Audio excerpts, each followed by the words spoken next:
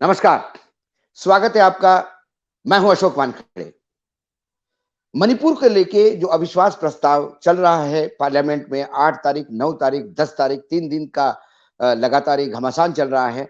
8 को ओपनिंग हुआ, 9 को भी कुछ बात हुई, 10 को भी आज प्रधानमंत्री का रिप्लाई होगा। लेकिन पार्लियामेंट में पार्लियामेंट की जो परंपराएं थी, वो कितने निचले स्तर पे जा रही है दिन ब दिन, ये चिंता का विषय है।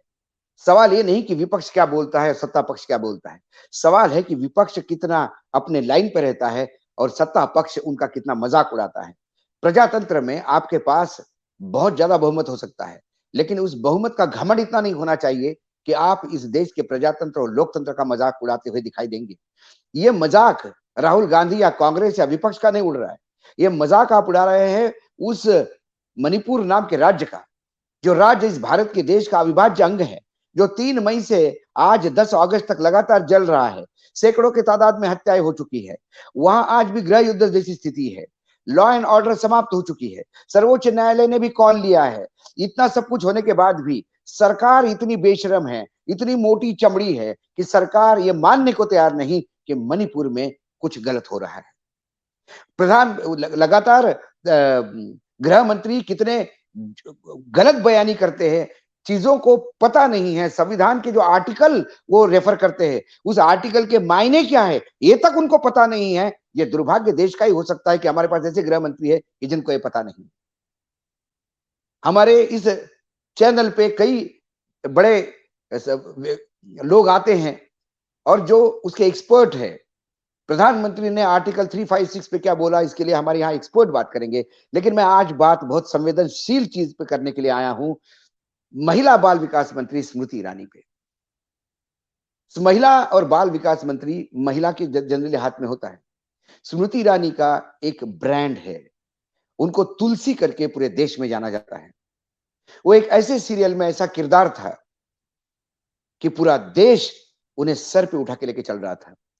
हर मां को लगता था कि मेरी बेटी हो तो तुलसी जैसी, हर पति को लगता था मेरी पत्नी हो तो तुलसी जैसी, हर भाई को लगता था मेरी बहन हो तो तुलसी जैसी, हर सास को लगता था मेरी बहू हो तो तुलसी जैसी। ये तुलसी का एक कैरेक्टर उसने स्मृति ईरानी जी को लोगों के दिल में उतार दिया था। लेकिन पता नहीं था कि रियल लाइफ और रियल लाइफ में इतना बड़ा गैप होता है। पर्दे पे जो किरदार आप निभाते हो और वास्तविक जीवन में आप क्या हो, इसमें इतना बड़ा गैप जब दिखता है तो वो ब्रांड इमेज कहीं हिलती नजर आती है। लोगों की आंखों में आंसू आ जाते कि क्या ये मेरी वही तुलसी है जो धतूरे के पौधे के रूप में मुझे दिख रही है। और मैं बात इसलिए कह रहा हूं कि राहुल गांधी कल बरसे। राहुल गांधी कितने बरसे वो पूरा रिप्लाई दे सकती है, लेकिन फिर स्मृति जी बार बार मणिपुर को छोड़ के बाकी चीजों पे बोल रही थी। उन्होंने कहा कि मणिपुर में मेरे मां की हत्या हुई, भारत माता की हत्या नहीं हो सकती है। स्मृति ईरानी जी को हम पूछना चाहते हैं, भारत माता की हत्या होती कैसी है? जब छत्रपति शिवाजी महाराज का जन्म हुआ तो जीजा माता ने उनको बताया कि ये भारत माता जो है लहूलुहान है। लहूलुहान इसलिए नहीं कि मुस्लिम आक्रांताओं ने हिंदुस्तान पे राज करना शुरू कर दिया था, आक्रमण कर दिया था। लहूलुहान इसलिए थी कि मुस्लिम आक्रांता, इनके सरदार, इनका सैन्य घुस घुस के घरों में महिलाओं की इज्जत लूट रहा था, खेत लूट रहा था, सोना लूट रहा था, उनकी जिंदगी नर्क बना दी थी। इसलिए जीजाबाई ने शिवाजी को कहा था कि तुम्हारी मां लहूलुहान है, उसकी हत्या हो रही है, इस भारत माता को बचाना होगा। और फिर छत्रपति शिवाजी महाराज ने इतिहास रचा।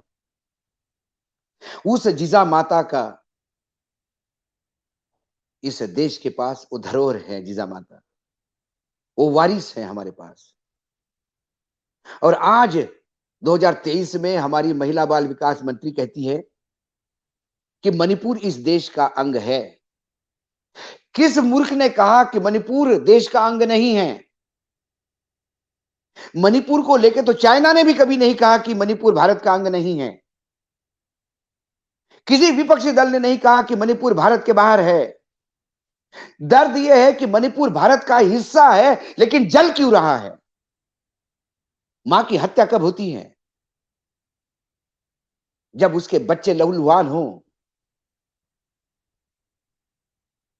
महिला बाल विकास मंत्री को तब दर्द हुआ महिलाओं के अत्याचार का, जब राहुल गांधी ने ट्वीट किया वो वीडियो आने के बाद, और राहुल गांधी के ट्वीट के सिर्फ 1.5 मिनट बाद फिर स्मृति जी का ट्वीट आता है। उन्हें भी दर्द होता है मणिपुर के महिलाओं के साथ क्या हुआ। वो सरकार का हिस्सा है, कैबिनेट मंत्री है, कलेक्टिव रिस्पॉन्सिबिलिटी है। क्या मणिपुर को 3 तारीख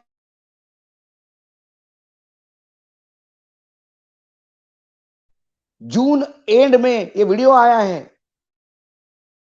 सरकार के पास कोई सूचना नहीं थी?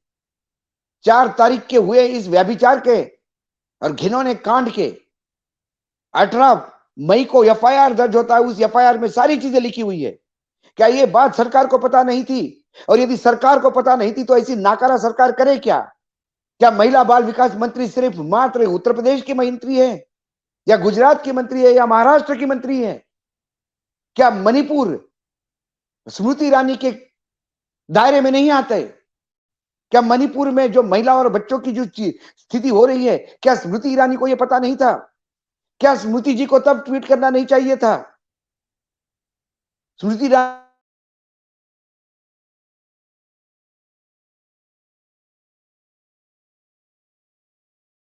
संवेदनशील पे आरोप लगाता है कि उन्होंने फ्लाइंग किस किया। राहुल गांधी के फ्लाइंग किस के तथाकथित फ्लाइंग किस पता नहीं अभी हुआ कि नहीं हुआ, अभी वीडियो भी नहीं मिल रहा है उसका। पार्लियामेंट का वो सांसद टीवी ढूंढ रहा है वो। तथाकथित फ्लाइंग किस को लेके इतनी महिला सांसद परेशान हो गई और उन्होंने 23 महिला सांसदों ने पत्र लिखा स्पीकर को और कहा कि एक्शन होनी चाहिए। लेकिन जो सैनिक हमारे देश की सीमा की रक्षा करता है उसकी पत्नी को नग्न घुमा के परेड किया जाता है, महिलाओं को नग्न परेड किया जाता है, सामूहिक व्यभिचार किया जाता है, पुलिस महिलाओं को जंगल में पकड़ के लाके इन दंगाइयों के सामने परोसती है, तब एक भी महिला का दिल नहीं पचीसा। स्मृति ईरानी तब कहां गई थी जब महिला खिलाड़ी उत्पीड़न हो रहा था और वो रो रही थी? तब तो उनका एफआईआर भी दर्ज नहीं कर रही थी पुलिस, और तब महिला बाल विकास मंत्री क्या कर रही थी? क्या हमारे देश की कुश्ती की वो खिलाड़ी वो हरियाणा की है तो स्मृति जी के मैप में हरियाणा भारत का हिस्सा नहीं है? तब स्मृति जी क्यों नहीं गई? क्या उनके खिलाफ उनका एफआईआर डिमांड करना गलत था? सर्वोच्च न्यायालय ने निर्णय देने के बाद एफआईआर होती है।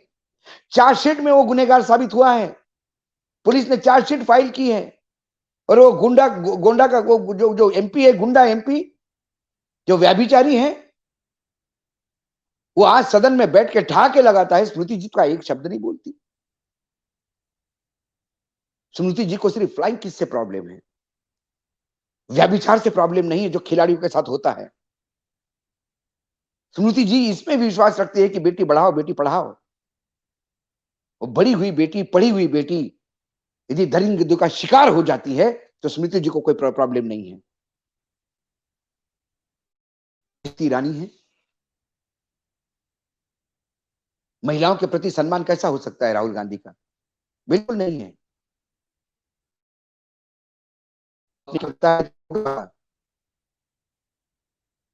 वो विदेश नानी को मिलने जाता है तो बताता नहीं मैं नानी को मिलने गया, तो विदेश अय्याशी करने गया ये आप बता सकते हो। उसको भी बुरा नहीं मानता। उसके सर पे वृद्ध महिला भारत जोड़ो यात्रा में सर पे हाथ रखती है, वो महिलाएं मूर्ख है। एक असंवेदनशील इंसान जिसको महिलाओं के प्रति कोई संवेदना नहीं है, जिसको गद्दार आपने कहा है, वो गद्दार है क्योंकि उसने शादी करके पत्नी को नहीं छोड़ा। वो गद्दार है क्योंकि उसने अपना घर बसाने के लिए दूसरे का घर नहीं तोड़ा। ये नई परिभाषाएं हैं 2014 के बाद। गद्दार शब्द की परिभाषाएं हैं, राष्ट्र प्रेम की परिभाषा है, व्यभिचार की परिभाषा है, शिष्टाचार की परिभाषा है, परिवारवाद की परिभाषा है, भ्रष्टाचार की नई परिभाषा है। भ्रष्टाचार सिर्फ विपक्ष में होता है, हमारे यहां सदाचार होता है। व्यभिचार विपक्ष में होता है। मेरे यहाँ वो स्त्री दाक्षिण्य है, स्त्री की सेवा है। स्मृति जी, देश देख रहा है। पार्लियामेंट में बोलने का अधिकार है आपको, जवाब देने का अधिकार है, लेकिन आपका दर्द छलकना चाहिए था एक महिला होने के नाते। कम से कम उस किरदार जिसने आपको स्मृति ईरानी बनाया, उस किरदार को जीती, 5 मिनट जीती सिर्फ। तो वो तुलसी बता देती कि महिलाओं के प्रति जो अत्याचार हो रहा है, और सैकड़ों के तादाद में। वहां के मुख्यमंत्री कहते हैं एक वीडियो नहीं है, ऐसे सैकड़ों वीडियो है। मतलब नग्न घुमाई हुई महिलाएं सैकड़ों की तादाद में हैं।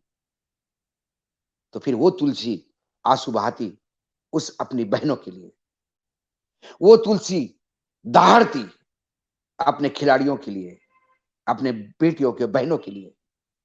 तो उनका व्यभिचारी मेरे साथ कैसा बैठा हुआ है। लेकिन तब तो आप मौन थी। फ्लाइंग किस पे इतना ऑब्जेक्शन है आपको? और वो सांसद जो बैठा है आपके पीछे, उसका वकील कहता है कि विदेश की धरती पर टच किया जी, भारत में केस नहीं बन सकता। महिला खिलाड़ी यहां तैयार करो, विदेश ले जाओ, उसके साथ व्यभिचार करो, तो विदेश की धरती पे है, भारत का कानून लागू नहीं हो सकता। ये दलील है। छूने से कुछ नहीं होता। वो बैठा हुआ गुंडा बोलता है, जिसके समर्थन से आप मंत्री बनी है, उन्हीं का भी तो एक वोट है। और यह फ्लाइंग किस से आपको प्रतिष्ठा खत्म हो जाती है। फिर मैं रेखांकित करता हूं, फ्लाइंग किस हुआ कि नहीं हुआ ये भगवान जाने। क्योंकि हेमा जी ने खुद कहा कंप्लेंट देने के बाद भी कि मैंने तो नहीं देखा भाई, साइन कर दिया उन्होंने। तो ये मणिपुर की बहस जो है, ये सही रंग क्या है हमारे नेताओं के, हमारे नेताओं का चरित्र क्या है, हमारे नेताओं की चाल क्या है, ये आज पूरे देश के सामने रेखांकित हो रहा है। लेकिन महिला के प्रति संवेदनशील नहीं, ये इस देश का दुर्भाग्य है, ये मेरा दुर्भाग्य है। लेकिन फिर एक महिला ने ऐसा व्यवहार किया तो इस देश की तमाम मातृशक्ति कमजोर नहीं पड़ सकती। हर जगह एक्सेप्शन होते हैं, स्मृति जी उसमें एक्सेप्शन मैं मानता हूं। तो कम से कम आज दुनिया को ये तो पता पड़ा कि पर्दे पे दिखता वो सच नहीं रहता, सच और घिनौना होता है। आज इतना ही, फिर आता हूं किसी विषय के साथ। नमस्कार।